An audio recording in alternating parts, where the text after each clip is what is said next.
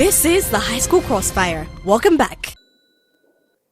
Pano, this house believes that antimicrobial resistance is a matter of biology and medicine rather than society and behavior. So I'll take you through what we get from Affirmative Bench.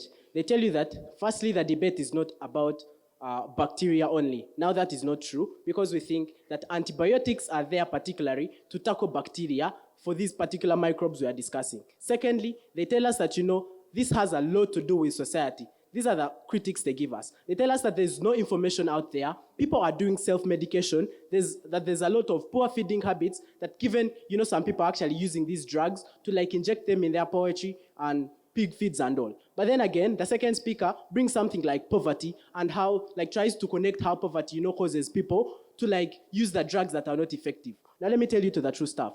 Firstly, the assumptions they make are completely premised on the fact that there are no doctors out there, or perhaps doctors are not doing their work. That is one thing. But clearly, we are not going to fall for that until they characterize and give us true statistics to prove that. Secondly, they tell us that 10% of the medicine people are using is fake. Now, that is not true. Firstly, the debate is about antibiotics, the antimicrobial the sort of antibiotics that are ingested in the body to deal with the bacteria only, not all the medicine that is out there. That is one. But secondly, they are telling us that, there's a lot of self-medication and people are failing to follow the prescribed results. Now, again, that's a faulty syllogism. Simply because they say it, we are not going to believe it. It is like saying, the President of the United States is a great speaker and I am a great speaker, so I'm the President of the United States. It just doesn't make sense. What that means is that, they are trying to connect how people can fail to listen to prescription to how actually people end up doing overdose. Now, firstly, they tell us that people do not follow the prescription. Now, we think there's not enough statistics on their side to prove that. But then secondly, Joel tries to characterize and show you how these microbes are sort of common in the sort of environment we live in. Notice that the debate doesn't occur in a vacuum. These are the sort of germs that you can meet everywhere, on roads, even when you're the most hygienic person. What that means is that these things like cough, these things like whooping cough and tuberculosis that he tries to show you are things that are very common, and there's a very big likelihood that you're going to meet these pathogens. A reason why the debate specifically talks about microbes. Again, these people tell us that it is because of the failure to follow prescription. Derek goes ahead and tells you that even if these people actually followed the prescription, there's a big possibility that this person is going to take these drugs over and over again. Now, that is not misuse. That is overuse.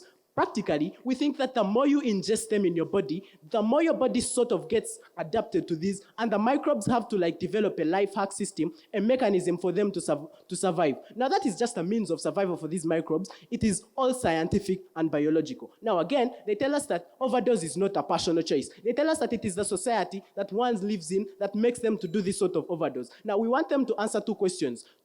How exactly does the society make someone do overdose? Clearly, that is something we cannot stand for in the debate. But then secondly, they give us statistics that 75% of people do self-medication and the percentage of these actually do self-prescription, thereby trying to tell us that, when someone is poor, there's so much resort to medicine that is not effective. Clearly, the same speaker goes ahead and says, when you become poor, you may resort to herbs. And we think that herbs have also been proven to actually work effectively. Even when Joel tells you that it is out of the debate, we restrict our parameters to the sort of modern medicines that have a direct specific and specific target, which can be related to this AMR, they still go ahead and don't follow that. Then again, they tell us that, people lack awareness. We think that the debate is generally not about solving AMR. The debate is about finding the root cause. To what can we blame the sort of AMR that we already witnessed? Now to the good stuff. We think that when Derek tells you about the scientific research and the drug developments that have been made, he clearly characterizes that without the biology and the medicine behind, this wouldn't start in the first place. But then secondly, there's no other way it can end without the biology and medicine. Thank you so much. I'm Torino Bera.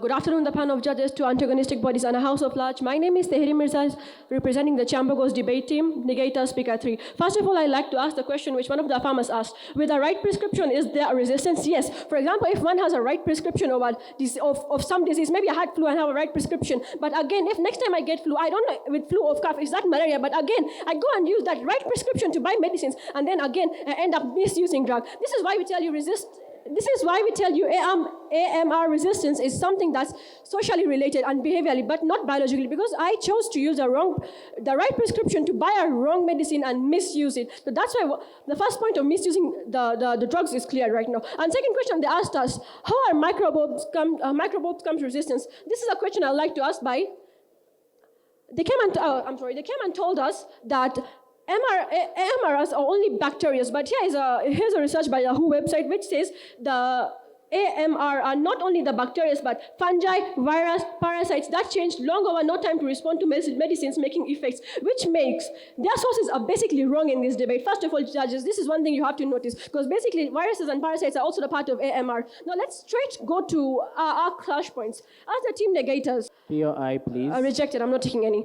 Since it's the pharma team come and tell that it all started with medicine and medicine is biological, but I as a team negators come and tell you, you choose to eat a wrong medicine and misuse it. Is it a biological act, or is it something you did because of your behavior and the society? That's the first point that farmers fail to understand. Second, they come and tell us the overdose of drugs. Overdose of drugs is also a choice you make by your own. It's not a biological thing, which means the fact of it being biologically is completely out of the game right now. Second, they come and tell us poor medical practices. Yes, there is poor medical practices, but before that, there is poverty. If someone is poor, why would he go and buy medicine? But instead, they will go and use herbs, or they will use a prescription that's of an old medicine, which means this is all a society kind of behavior problem. There is no biological picture of it. They even come and tell us that since food is medicine, food is biology, that's how, because that's one of the ways AMR spread. So I would also like to tell them that